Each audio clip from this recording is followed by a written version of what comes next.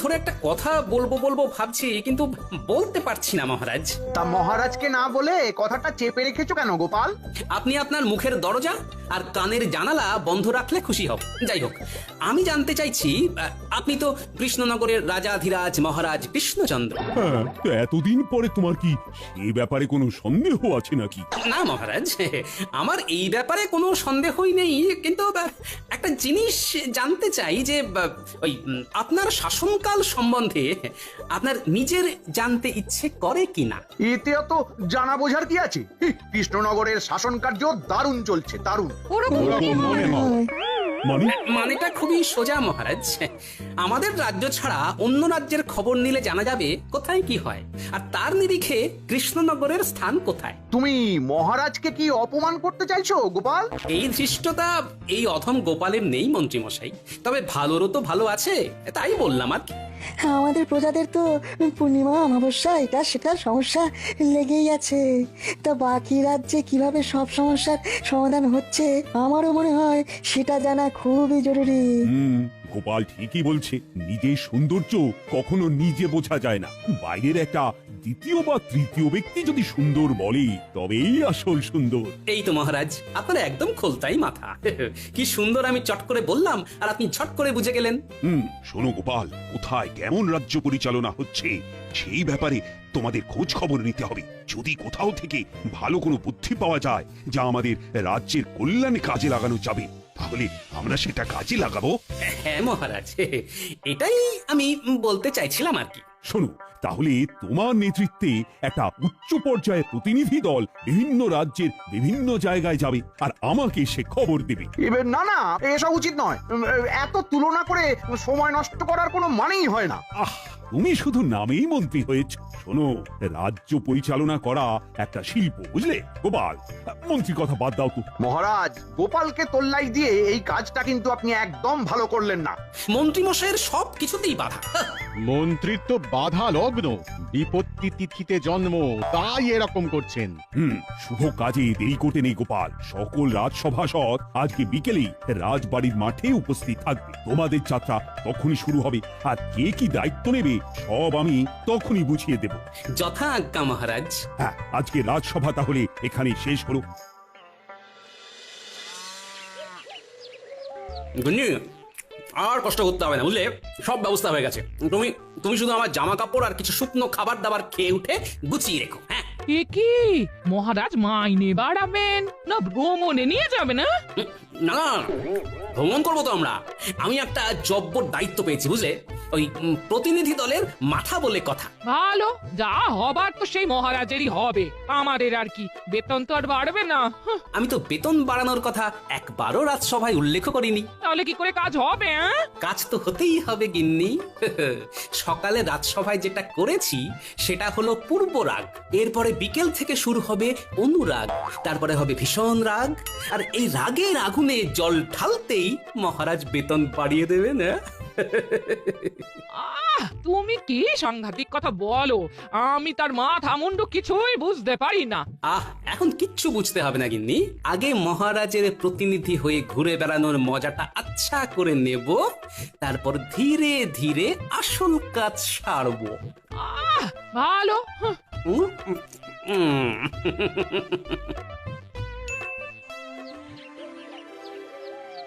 কি সবাই চলে এসেছে, কিন্তু মন্ত্রী এখনো এলো না কেন? আমার মনে হয় মহারাজ এই প্রতিনিধি দলের মাথা গোপালকে করেছেন বলে মন্ত্রী মশাইয়ের অভিমান হয়েছে। এসব ঠুনকো অভিমানের কারণ তো আমি কিছুই বুঝি না। ওই তো আমাদের মন্ত্রী মশাইয়ের ডান হাত চলে এসেছে। মন্ত্রীমশাই খুব অসুস্থ। দুমদাম শরীর খারাপ হয়ে গেল। আচ্ছা, এত অসুস্থ হলে কি করে হবে? এরপরে যখন অন্য রাজ্যের খবর কানে আসবে তখন তো মাথা ভোঁ ভোঁ করবে। সেসব কিছু জানি না মহারাজ, যাই হোক নাম। আচ্ছা শোনো, তোমাদের সবাইকে একসাথে পাঠিয়ে দিলে তো রাজসভার কাজ হবে না, আর রাজ্য রসাতলে যাবে। তাই আমি তোমাদের সকলের মধ্যে থেকে গোপাল, কবি, বিজ্ঞানী আর পণ্ডিত এই চারজনকে বেছে নিলাম। তোমরা চারজনে বিভিন্ন রাজ্য ভ্রমণ করবে, আর তোমাদের দলের মাথা হবে গোপাল। গোপাল দেখবে মূলত অন্ন সংস্থানের ব্যাপার, সভাকবি দেখবে বস্ত্র, বিজ্ঞানীর দায়িত্বে থাকবে বাসস্থান এবং পণ্ডিতের দায়িত্বে থাকবে শিক্ষা। তোমরা অন্তত দুটো প্রতিবেশী রাজ্য ঘুরে 15 দিনের মধ্যে কৃষ্ণনগরে ফিরে আসার চেষ্টা করবে। যথা আজ্ঞা মহারাজ। আপনার মাথায় ওটা কি? ওরে ওরে জলপট্টি রে জলপট্টি, ইহ, আমার এখন উচ্চ রক্তচাপ, সারা মাথা টনটন করছে, ঝনঝন করছে। এত চিন্তা করলে তো আপনার জ্বর চলে আসবে। আরে জ্বর যাতে না আসে সেই জন্যই তো আগে থেকে মাথায় জলপট্টি দিয়ে রেখেছি। কিন্তু আপনি এত চিন্তা করছেন কেন? অন্য রাজ্যের রাজ পরিচালনা কেমন হচ্ছে সেসব দেখার দায়িত্ব তো গোপালের কাঁধে। আপনি আপনার ঘাট থেকে চিন্তার ভূত ঝেড়ে ফেলুন। উফ, সে কি এত সহজে ঝেড়ে ফেলা যায়? গোপাল আর ওর দলবল 15 দিন ধরে অন্য রাজ্যে গিয়ে কি যে করবে তা কে জানে। ওখানে কিছু ভালো দেখলেই আমাদের রাজ্যের সাথে তুলনা করবে। আর সেই তুলনায় যদি অন্য রাজ্য ভালো প্রমাণিত হয় তাহলে তো মহারাজ আপনাকে তুলোধনা করবে। ওহ, ওরে ওরে, সেটাই তো চিন্তার বিষয়। আমি এই রাজ্যের মন্ত্রী বলে কথা, কোনো সমস্যা খুঁজে পেলেই সব দোষ এই মন্ত্রীর মাথায় এসে পড়বে। উফ।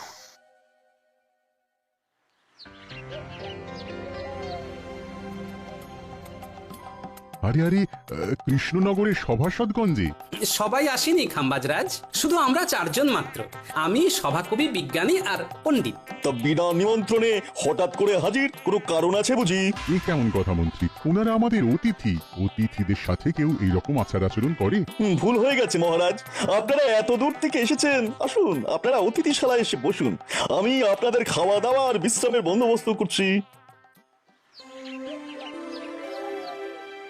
হে কি গোপাল, দুপুরে আমাদের খাওয়া তো কখন হয়ে গেছে, কিন্তু তুমি এখনো খাচ্ছ?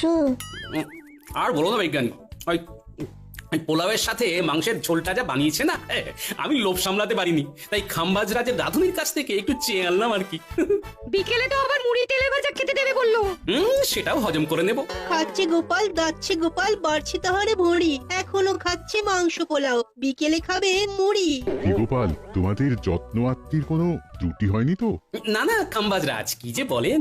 যাই হোক, আসার পর থেকে আপনার সাথে অনেক কথাই হয়েছে, কিন্তু জরুরি কথাটাই হয়নি। হ্যাঁ বলো গোপাল। আমার মনে হয় ওই আলোচনাটা একটু বাইরে হাঁটতে হাঁটতে করলে ভালো হয়। এত খাওয়া দাওয়া হচ্ছে, খাবারটাও হজম হয়ে যাবে আর কি। হ্যাঁ তাহলে তাই চলো, এই তোমরাও সবাই এসো। যত্র হটন্তি তত্র ভুঁড়ি কমন্তি। আমরা আসলে ওই মহারাজ কৃষ্ণচন্দ্রের প্রতিনিধি হিসেবে এখন বেশ কিছু রাজ্য ভ্রমণে বেরিয়েছি। বাহ, বেশ ভালো। মাঝে মাঝে এরকম ঘুরতে যাওয়া শরীর আর মনের জন্য খুবই ভালো। মহারাজের জয় হোক। মহারাজ, এই নিন আপনার দুপুরের শরবত, আপনি তো না খেয়েই বেরিয়ে পড়েছেন। কই দেখি দেখি। বাহ, বেশ মিষ্টি আছে, এই নিন। কি গোপাল, তুমি আমার শরবত খেয়ে নিলে কেন? পুরোটা খাইনি তো খাম্বাজরাজ, শুধু দেখে নিলাম মিষ্টি না টক। ও মা, গোপাল তুমি কিন্তু খুব দুষ্টু হয়েছো। কোনো ব্যাপার না, আমি আবার শরবত করে আনছি। থাক, আর লাগবে না। তাহলে আমি বাকিটাও খেয়ে নিচ্ছি, ভালোই হলো। জলের দরে ফলের রস, মানে বিনামূল্যেই হয়ে গেল। ওসব বাজে কথা রেখে যেটা বলতে চাইছিলে সেটা বলো। গোপালের শুধু বাজে বকিতং বকিতং। আমরা 4 জন আপনার রাজ্যের 4টে বিষয় সম্পর্কে জানতে এসেছি। আমি অন্ন, বিজ্ঞানী বাসস্থান, সভাকবি বস্ত্র আর পণ্ডিত শিক্ষা সম্পর্কে জানবো। ও এই ব্যাপার, তা এই ব্যাপারে যে বা যারা তোমাদের সহযোগিতা করবে তাদের সাথে কথা বলিয়ে দেব। উফ, তাহলে তো ভালোই হয়। আচ্ছা চাষি ভাই, তোমাদের এবারে ফলন কেমন হয়েছে? কি বলবো বলো, আমাদের জমিতে খুব একটা ফলন হয় না, যা হয় তাতে নিজেদের সংসারে দুবেলা দুমুঠো খেয়ে পরে বাঁচতে পারি আর কি। আর তোমাদের রাজাকে খাজনা দিতে হয় না? না, খাজনা নিয়ে জোরাজুরি করেন না উনি। সে কি গো? হ্যাঁ, আমাদের রাজা মন্ত্রী খুবই ভালো, প্রজাদের ভালো মন্দ ব্যাপারটা বেশ বোঝেন। বেশ বেশ।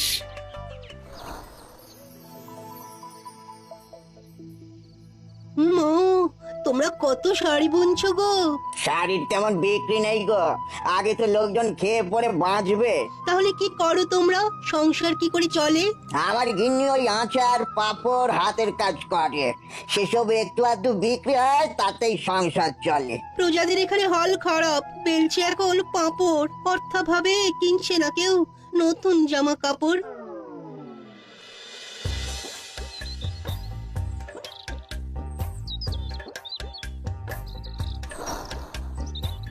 আচ্ছা, সেই জন্যে খাম্বাজ রাজ্যে নতুন বাড়িঘর হচ্ছে না। বুঝেছি। বেশ বেশ, আমি চলি গো।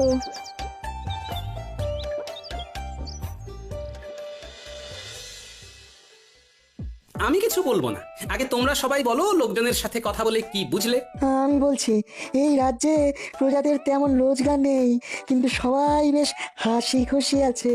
কারো কাছ থেকে খাজনা নেওয়ার জোড়াজুড়ি নেই। উমা, আমাদের কৃষ্ণনগর সব দিক থেকে অনেক এগিয়ে। হ্যাঁ হ্যাঁ, রাত হতে চললো, চলুন আপনারা সবাই নৈশ ভোজন করবে, চলুন।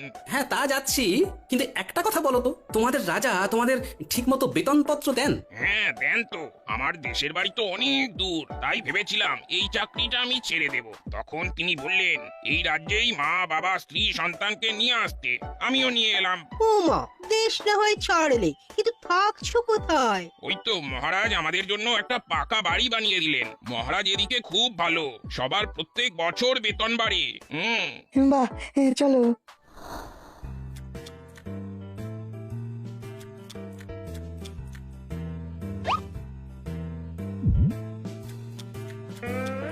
কি গোপাল, তুমি আবার আমার পাক থেকে রসগোল্লা তুলে নিলে কেন? একটু দেখলাম রসগোল্লাটা মিষ্টি না টক। তোমাকে নিয়ে তো আর পারি না। এই এই কি আছো, গোপালকে ভরপেট খাওয়াও।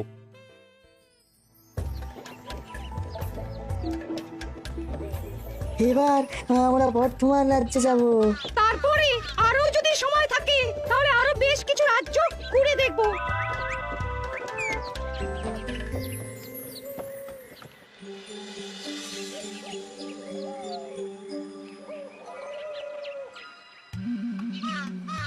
কি মন্ত্রী, এতদিন হয়ে গেল এখনো আমার পাঠানো প্রতিনিধি দলের কেউ তো এলো না। দলের মাথা যদি গোপালকে করেন তাহলে তো আপনার কপাল খারাপ হবেই। আপনি তাই চিন্তা ভাবনা ছেড়ে দিয়ে রাজসভায় চলুন মহারাজ।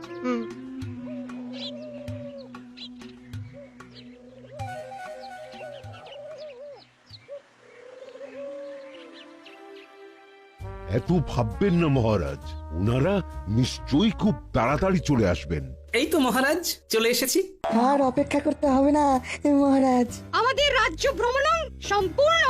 হ্যাঁ, তা তোমরা সবাই কেমন কি দেখলে শুনলে সেটা বলো।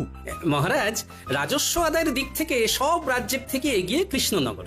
বাহ বাহ বাহ, সে তো ভালো কথা। তার মানে আমাদের রাজ্য প্রগতির দিকে আছে। কিন্তু মহারাজ, আয় কম হওয়া সত্ত্বেও অন্যান্য রাজ্য যখন রাজকর্মচারীদের বেতনের সঙ্গে মোটা ভাতা দিচ্ছে, তখন কৃষ্ণচন্দ্রের সভাসদরা ঘটি ঠুকবে কেন? কাজ না করে খালি বেতন বেতন করলে চলবে?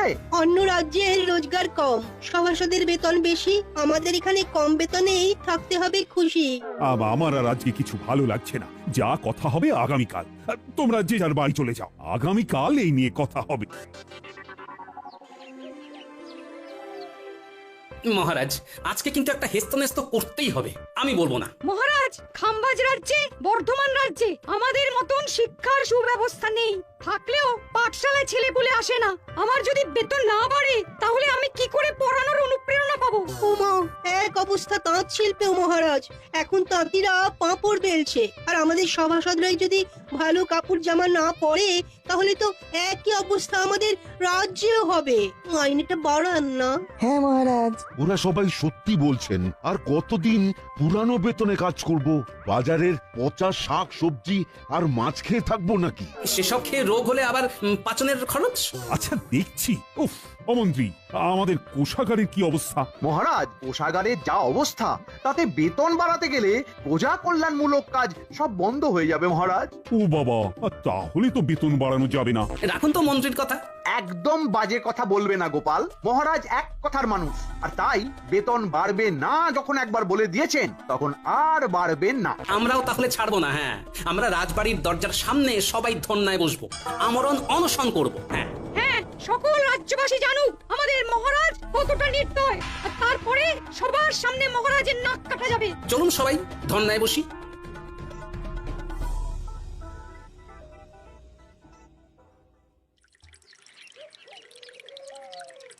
আমাদের দাবি মানতে হবে, আমাদের বেতন বাড়াতে হবে, আমাদের দাবি মানতে হবে, আমাদের বেতন বাড়াতে হবে, বাড়াতে হবে।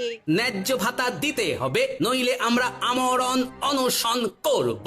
দিতে হবে দিতে হবে আমার কিন্তু খুব চিন্তা হচ্ছে মন্ত্রী, এরকম সব রাজসভাসদ যদি ধর্নায় বসে থাকে তাহলে তো রাজ্য লাটে উঠবে। মহারাজ, আপনি নিজেই নিজের বিপদ ডেকে এনেছেন। গোপালকে আর 5টা রাজ্যের খোঁজ নিতে বলেই এই রকম দাবি করার সুযোগ করে দিয়েছেন। ঠিকই বলেছ মন্ত্রী। দেখুন মহারাজ, অনশন আর কদিন করবে? কদিন আর না খেয়ে থাকবে? খিদে পেলে সুরসুর করে অনশন আন্দোলন তুলে রাজসভায় এসে বসবে। এইসব যাত্রাপালা দেখে ভেঙে পড়লে চলবে না মহারাজ।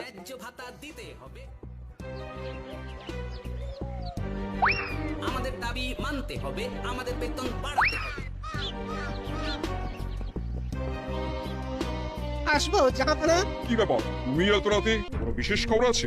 আছে জাহাপনা আছে। আমি এখন কৃষ্ণনগর থেকেই আসছি একটা খবর দেওয়ার জন্য। আমাদের দাবি মানতে হবে, আমাদের বেতন বাড়াতে হবে, ন্যায্য ভাতা দিতে হবে। দিতে হবে। কি এত বড় সাহস? ঠিক আছে, আজ এক্ষুনি দুধ পাঠাও, আমি সব খবর চাই। ঠিক আছে জাহাপানা, আমি দুধকে এক্ষুনি ওখানে পাঠাচ্ছি। মহারাজ কৃষ্ণচন্দ্রের জয় হোক। নবাব বাহাদুর আপনার জন্য এই পত্র পাঠিয়েছেন মহারাজ।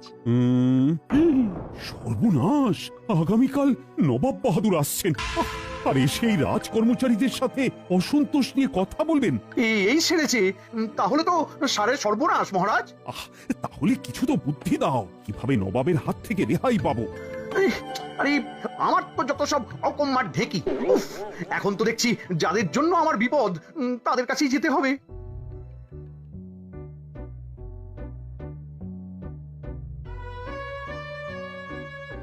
মানতে হবে, মানতে হবে। ও গোপাল, তোমাদের এই ধর্ণা আন্দোলন বন্ধ করো। এই খবর নবাবের কাছে চলে গেছে। উনি আগামীকাল সশরীরে এসে যদি এসব দেখেন, তাহলে আপনার গদি নড়ে যাবে, তাই তো? কিন্তু আমরা আমাদের আন্দোলন চালাবো, দাবি না মেটা অবধি চলছে, চলবে। না না না না, এরকম করো না। কিছু একটা উপায় তো বলো, নইলে আমার গদি ডুবে গেলে তো নবাবও যে তোমাদের মোটা বেতন দেবেন তার কোনো ভরসা নেই। ঠিক আছে, এত করে যখন বলছেন তখন আমার একটা উপায় আছে। কি উপায়?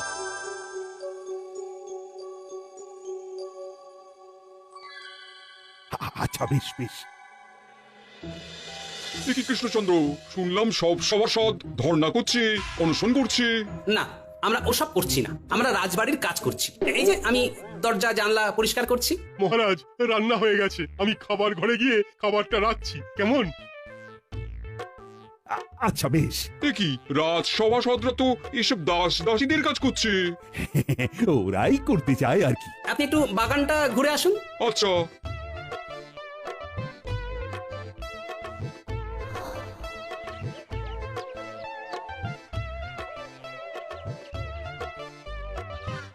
এখন আমি রোদে দাঁড়িয়ে দিচ্ছি গাছে জল, কদিন পরে আসবে গাছে মিষ্টি মিষ্টি ফল।